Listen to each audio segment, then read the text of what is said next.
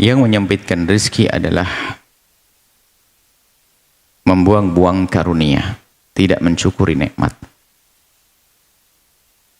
Baju masih layak dibikin pel, dibikin lap, sementara tetangga memerlukannya. Mungkin maksudnya seperti itu. Mungkin ada sebagian mengatakan pamali. Bisa jadi pamali yang benar, ada sebagian hari ini orang begitu gampang menjadikan bajunya lap. Padahal sesungguhnya baju masih bisa dipakai. Sementara kaidah menggunakan baju itu begini.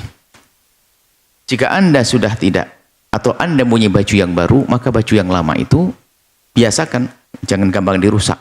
Hadiahkan pada orang yang memerlukannya. Nah, ini menjadikan lap itu kadang-kadang, biarpun baju bagus tuh jadikan lap jadi jelek loh ya. Akhirnya banyak baju dijadikan lap nanti. Akhirnya orang sombong. Menyia-nyiakan rezeki. Kalau memang baju sudah robek, rusak dan sebagainya, terus gunakan lap ya nggak ada masalah. Cuman bisa jadi ini loh, mungkin ada yang disebut dengan pamali, kita tidak mempercaya istilah pamali begitu. Tapi mungkin perlu kita jelentrehkan. Bisa jadi itu pembiasaan. Anak kecil umur 5 tahun nggak ngerti, ya kan? Padahal yang dipakai ibunya pakai lap tuh baju yang sudah rusak. Cuman anak kecil niru, tatanya ada tehnya ayahnya tumpah. Melihat ibunya kemarin baju lap pakai baju bapaknya yang baru beli pakai lap juga nanti. Nah, bisa jadi nanti dibentuklah, kalau memang sudah tidak dipakai, dibentuk menjadi keset, dirancang. Intinya bukan masalah itu. Kalau baju sudah nggak bisa dipakai, ya tentu daripada dibuang bisa dipakai untuk yang lainnya, untuk ngelap dan sebagainya. Dan dia menjadikan fakir kalau memang sudah benar-benar itu baju yang tidak bisa dipakai. Justru itu memanfaatkan. Selagi masih bisa dipakai lap, pakailah lap. Pakailah lap. Yang tidak boleh adalah Anda menyia-nyiakan. Termasuk kami ingatkan para santri dan lain sebagainya. Ibunya saja kalau pakai baju robek dijahit, tapi anak di pondok kadang lihat temannya biasa baju keleleran, itu menjadi dibiarkan. Itu lihat. Harapannya adalah harapannya tidak baik. Karena apa? Dia menyia-nyiakan rezeki. Karunia orang tua yang Allah berikan pada orang tua yang dibuat begitu saja. Dan jangan ngentengin. Dan kami ingin menjaga apa yang Allah karuniakan. Kalau memang diri Anda sudah tidak mau dengan baju itu, dicuci yang bersih, disetrika, dibungkus plastik, bisa dikirim ke daerah mana mungkin membutuhkannya. Hidup hati Anda. Memang mungkin Anda sudah tidak senang dengan baju itu, anggap saja tidak layak. Tapi tidak harus Anda jadikan alat pel kok. Supaya tidak terjadi kebiasaan yang tidak baik. Pembiasaan tidak baik itu yang tidak boleh. Jadi boleh Anda simpan yang bagus, Anda cuci, kasih minyak wangi, Anda hadiahkan kepada orang-orang di kampung sana, bisa jadi di sana akan menanti baju Anda. Apalagi Anda mungkin orang kaya, sehingga baju Anda itu baju yang bagus. Biarpun sudah tidak Anda sukai, bisa jadi menurut orang kampung masih bagus. Baik, seperti itu. Cuman ada hal lain lagi.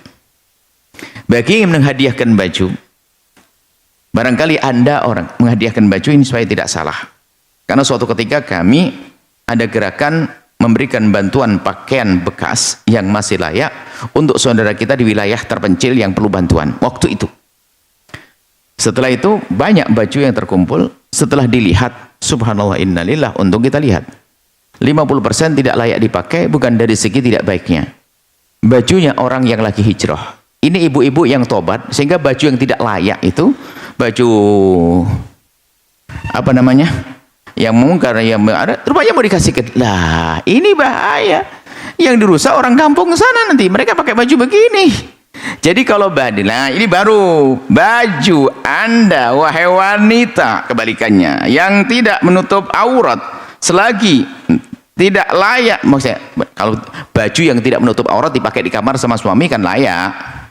Dan baju yang tidak menutup aurat yang bisa dipakai keluar tidak pantas dipakai di dalam kamar. Baju untuk pamer aurat, wah itu pantas untuk jadikan alat lap. Bagus itu buat lap. Biar tahu ini adalah, jangan dihadiahkan sama orang. Wah kacau, hadiah sama orang dipakai lagi orangnya nanti. Kalau itu baru, jadi tidak menjadi sebab kefakiran. Kalau model-model baju yang tidak menutup aurat, kecuali nanti bisa dibenahi jadi menutup aurat. Ini bisa jadi tidak salah dihadiahkan kepada orang di kampung sana. Dia mungkin ngerti baju ini baju bermerek, tapi nggak menutup aurat. Pertama dipakai di kamar pelan-pelan, besoknya naik perlu ke depan rumah, besoknya sepeda motor. Nah, yang dosa siapa? Yang dosa ustadzah atau bu haji yang hijrah, yang tobat di kota sana. Makanya kalau Anda tobat, jangan memberikan kepada orang lain baju jahiliyah Anda. Nah, berarti Anda akan merusak orang, Anda akan tobat merusak orang. Jadi seperti itu. Intinya, jika baju yang menutup aurat, baju yang wajar, baju yang bagus, bukan ciri khasnya orang memusuhi Islam, maka jangan dijadikan lap.